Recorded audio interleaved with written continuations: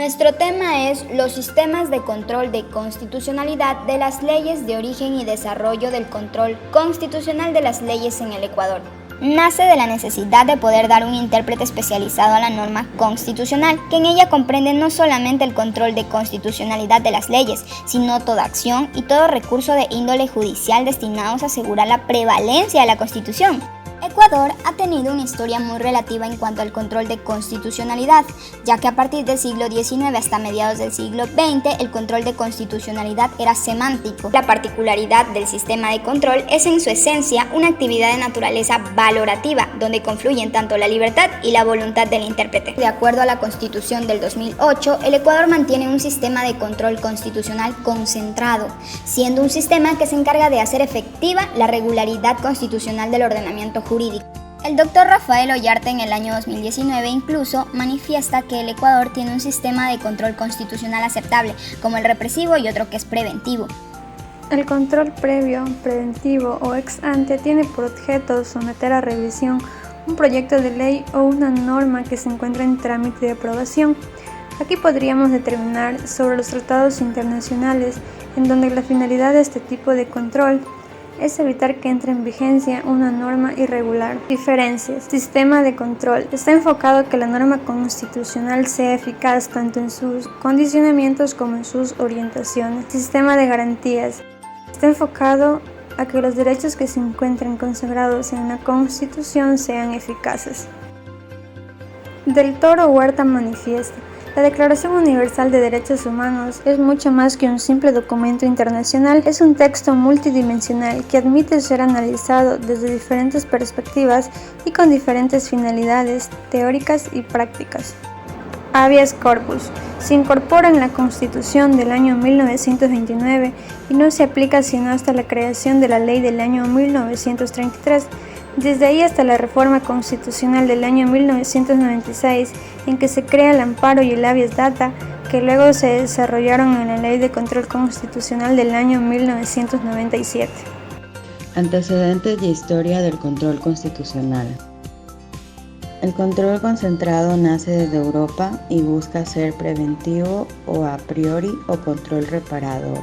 Hans Kelsen determinaba que existía un tribunal constitucional y que será este quien ejerza la función de legislador negativo. Este, como partidario de la justicia constitucional, pondrá límites al ejercicio del poder.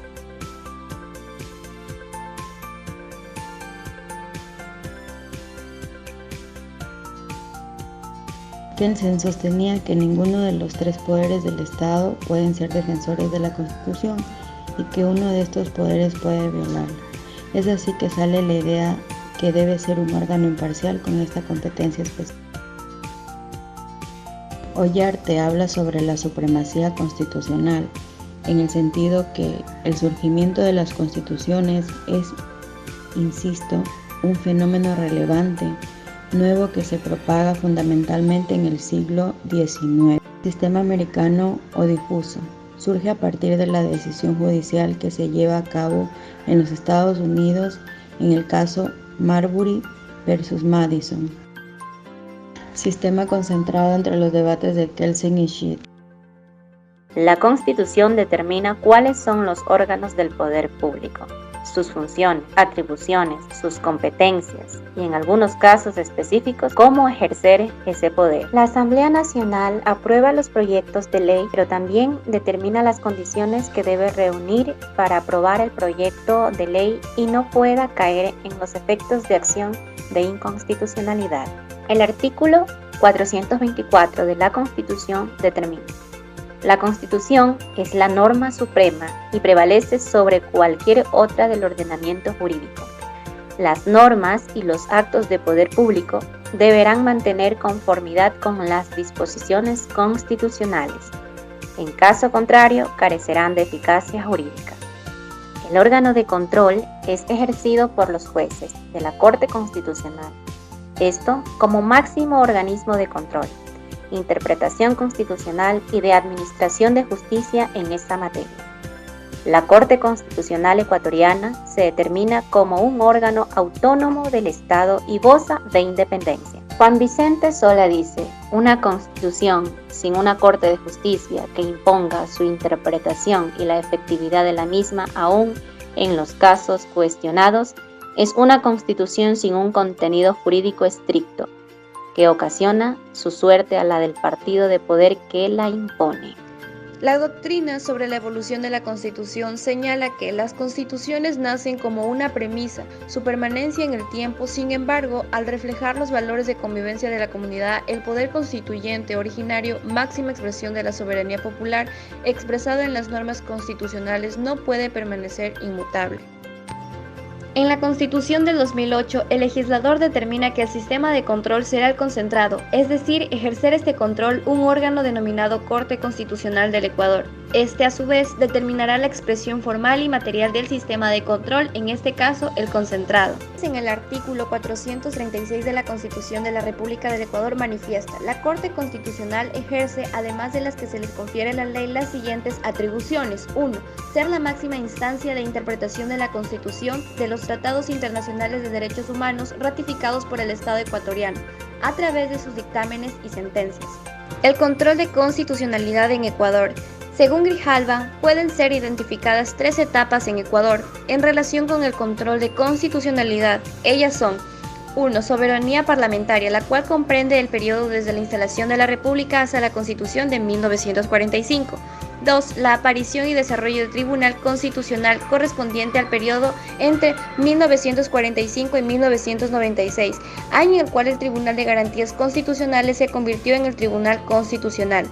Y por último, no menos importante, el periodo de los desafíos de la institucionalización, donde se crea el Tribunal Constitucional con nuevas competencias hasta el presente. Además, la etapa posterior a 1945 fue el reflejo de un proceso de desarrollo marcado por la evolución e involución en lo que antañe el control constitucional, lo cual abarcó de eliminación de tribunales de garantías constitucionales. Y a partir de 1992 se inician los cuestionamientos en torno a esa soberanía parlamentaria en materia de control, ya que este tribunal era controlado por el Congreso.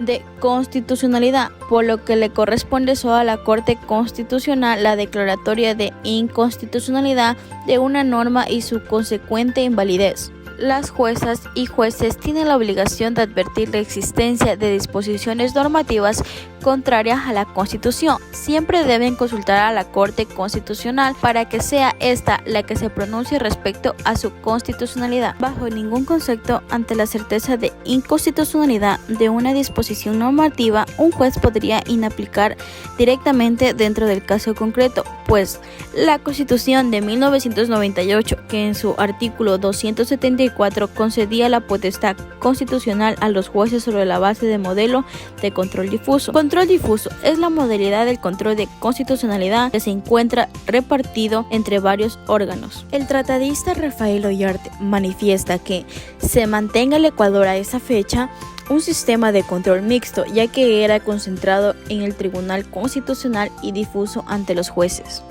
Maza Panda Gallegos nos dice sobre el control difuso lo siguiente: es un sistema difuso de constitucionalidad, se efectúa bajo la regla de que el control se encuentra en manos de varios agentes y especialmente entre todos los actores judiciales, estando facultados a aclarar la inconstitucionalidad de una norma en el caso de ser específica. Conclusiones. El control de constitucionalidad es un mecanismo de supervisión de los actos que enmienda de los poderes del Estado, así como de las normas jurídicas en sentido amplio. Los sistemas de control constituyen la expresión del momento histórico, político e institucional, en el cual cada uno ha sido concebido, como es en el caso del Ecuador.